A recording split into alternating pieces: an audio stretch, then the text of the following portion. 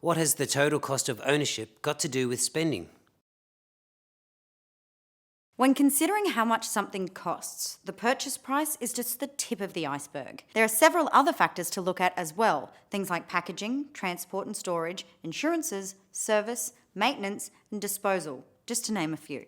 Sometimes the cheapest price at purchase isn't always the most cost-effective option in the long term.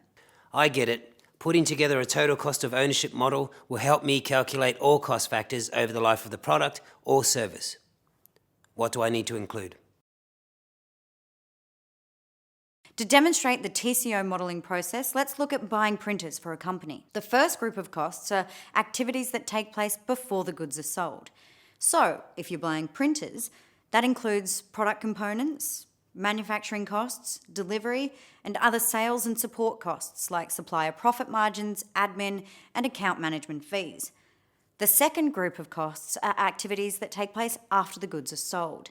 These are things like installation and maintenance, the ongoing costs of operating the printer, inventory holding costs, and consumables like toner, cartridges, and spare parts. Finally, there's the end-of-life costs, such as taking the printer to the recycling facility. That makes sense. All of these factors need to be calculated to understand the real cost. But when is the best time to do this? You can create a TCO model at any time using the information that you have on hand and checking it with different sources. It allows you to take full advantage of cost drivers, especially when in price negotiations. You'll also use it internally to educate management and stakeholders. It can be a starting point for discussion on cost control and product innovation. How do I get this information? TCO models can be challenging, time-consuming, and highly detailed. Ask yourself, which costs are a once-off, which costs are ongoing, and are there any hidden or less obvious costs? You've done this a few times. What about some tips to make this easier?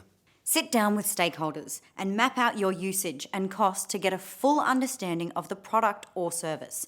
Make sure you have access to the most reliable data sources. Ask for a cost breakdown from your suppliers. Verify your own cost data with your suppliers' data sources.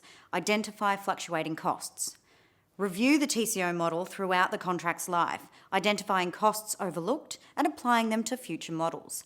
Include a variance contingency, such as 10% to account for other costs with minor impact that you may have left out.